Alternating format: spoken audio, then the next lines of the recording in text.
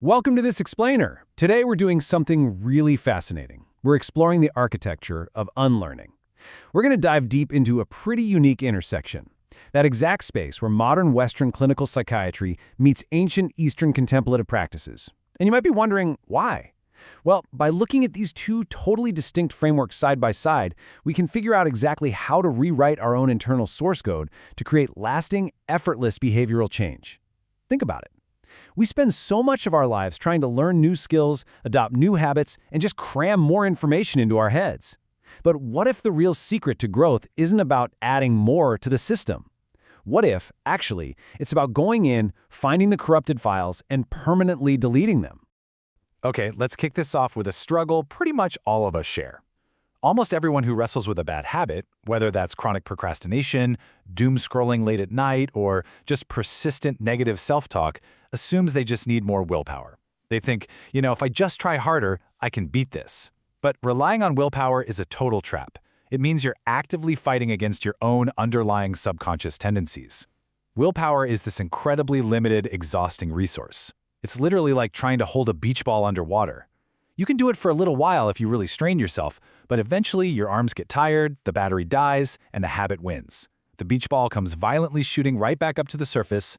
So, here is our roadmap for the explainer today. We'll start by breaking down the willpower myth, then unpack the biological mechanics of your habits, known as Samscaras.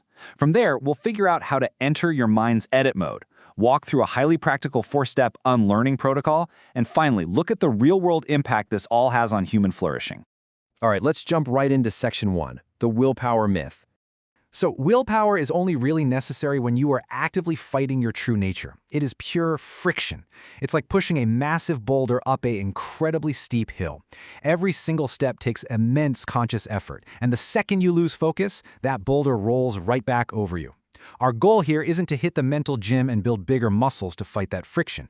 Honestly, that's a losing game. Instead, our goal is to change your underlying tendency entirely. We want to level the hill. When your subconscious baseline shifts, you aren't fighting the wave anymore, you're just effortlessly surfing it. The correct behavior completely stops being a battle, and doing the right thing becomes your mind's natural default setting. Which brings us to section 2. What exactly are Samscaras? To understand why changing our default tendency feels so ridiculously hard, we have to look at the literal anatomy of our psychological scars. When you repeatedly fail to break a habit, you aren't lazy and you aren't weak. You are actually fighting against deeply embedded entities called Samscaras. Think of these as thick layers of neural scar tissue formed by intense past emotional experiences. They sit quietly in the dark recesses of your subconscious, and they automatically generate specific desires, urges, and thoughts completely without your permission. They are basically the background programs running on your mental computer, constantly draining your battery and dictating your behavior without you even realizing it. So how did these scars actually form? Well, think back to a time you were intently studying for a tough career-defining exam, or maybe a moment you experienced a sudden, unexpected trauma. In those moments, your brain uses a state of total, hyper-focused attention called one-pointedness. It uses this state to sink critical information deep into your long-term memory for survival. Intense emotions like a flash of sudden, terrifying fear or profound, gut-wrenching heartbreak act exactly like a poison dart. They physically force your mind into that highly vulnerable one-pointed state, instantly etching a deep, painful skim scar right into your psyche. The source material gives a really powerful example of how this plays out in real life. Imagine someone you love deeply suddenly betrays you. That emotional poison dart creates a samskar that violently screams, "I can't trust people." And from that exact moment forward, your subconscious goes to work. It automatically generates paranoia, suspicion, and distrust in every single future relationship you enter. Even if you meet the most trustworthy person on the planet, you suddenly require massive amounts of conscious willpower just to act normal, simply because your underlying tendency has been totally hijacked by that scar tissue. Okay, now that we know what we're up against, let's move to section 3, entering edit mode. To figure out how to bypass our conscious defenses and actually crack open our mental source code, we rely on the fascinating insights of practitioners like Dr. Alok Kanojia. And his background makes him the perfect bridge for this. Dr. Kanojia successfully merges modern, evidence-based clinical psychiatry from his extensive Harvard medical training with the deep, introspective ancient yogic science he mastered during his 7 years living as a monk. By blending Western neurobiology with Eastern contemplative practices, he gives us a literal roadmap for accessing the absolute deepest layers of the human mind. The key mechanism here is the hypno-yogic state, which is often achieved through a guided practice called Yoga Nidra.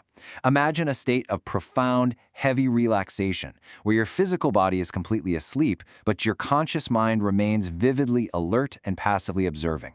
By intentionally settling the turbulent waves on the pool of your mind, this deeply restorative state bypasses your critical ego entirely.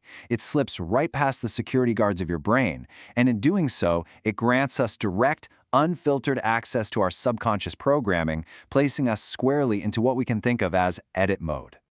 That takes us straight into Section 4, the Unlearning Protocol. We can take these fascinating theoretical mechanics and actually translate them into a practical, step-by-step system.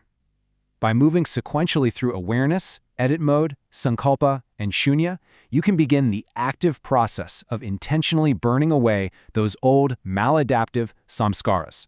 Let's break these down. Step 1 is awareness. You have to develop what neuroscientist Dr. Richard Davidson famously coined as meta-awareness. Now, this isn't just generally paying attention to your surroundings, it's the highly specific, cultivated ability to catch your own mind in the act. It's noticing exactly when your attention has suddenly wandered, or recognizing the precise moment a negative samskar has been triggered during, say, a stressful meeting or a tough conversation. You literally have to become an objective observer of your own internal reactions. Simply put, you absolutely cannot fix mental code that you cannot clearly see. Step 2 is actively entering edit mode. You can achieve this through a dedicated guided yoga nidra practice, sure, but you can also do it organically right in your own bed by carefully observing the liminal state. You know that fascinating, fleeting, foggy window right as you're falling asleep? When you're no longer truly awake, but not quite dreaming yet either. Your brainwaves are physically slowing down. Catching that exact moment of transition and holding your awareness there literally opens the back door to your subconscious programming, allowing you to slip inside. Step 3 is the sankalpa. While you're holding that back door open and your brain is in a highly receptive state of peak neuroplasticity, you implant a deep internal resolve. This is not just a fleeting wish or some casual goal. It is a fundamental being statement. It's a root-level piece of code like, I deserve to be whole, or I am completely safe. You are completely bypassing the cynical, critical conscious mind and carefully planting a seed directly into the rich, fertile soil of your deepest subconscious layers where it can actually take root. And we really need to make a vital distinction here. A sankalpa is not your standard, run-of-the-mill positive thinking. As the source material bluntly points out, just repeating a cheerful affirmation to your conscious mind when you feel absolutely terrible is often like putting icing on dog poop. It might look a little better on the surface, but it doesn't change the fundamentally messy reality underneath. A sankalpa, on the other hand, bypasses the surface level entirely. It takes root deep beneath the floorboards, physically rewriting the underlying tendency of how your mind naturally generates its thoughts to begin with. Finally, we have step 4, which is shunya, or accessing the void. This is an advanced meditative technique where you focus purely on the empty space between your physical breaths, or you intentionally zero in on a lack of physical feeling in your solar plexus. By deeply connecting with this profound void, you intentionally create vast distance from your own ego. You begin to viscerally realize that heavy, painful labels like I am a loser or I am a total failure are just temporary, passing fluctuations of the mind. They're just bad lines of code. They are not you. Let's wrap up with Section 5, Real-World Impact. The clinical results of this unlearning protocol are honestly profound. Take a patient grappling with severe narcissistic tendencies. When they undergo a fundamental, root-level shift in their subconscious self-esteem through these practices, the desperate, ego-driven tendency to belittle others simply vanishes. It doesn't even need to be managed anymore. It's just gone. Or consider a highly anxious high performer. Instead of being endlessly hijacked by panic before every single presentation, they achieve a state of lasting tranquility. They can simply observe their anxiety from the outside without being consumed by it. The correct, healthy behavior becomes completely effortless. So the overarching theme of this entire explainer really comes down to this single core truth. Unlearning is arguably far more important than learning when it comes to genuine human flourishing. We spend so much of our limited time trying to stack up new habits, read more books, and force ourselves to be better, but shedding your old neural scar tissue and permanently deleting the bad code that's holding you back, that is the ultimate, necessary key to unlocking genuine personal growth. It's about subtraction, not addition. I want to leave you with a bit of a challenge for tonight. Be a scientist of one. As you're lying in bed, letting the day fade away and falling asleep, try your absolute hardest to catch that exact moment of transition. Can you objectively observe the strange, fragmented thoughts that arise without any judgment at all? See if you can slip past the security guards of your mind and access your own edit mode. Because I promise you, once you find that door, you have the unprecedented power to rewrite everything.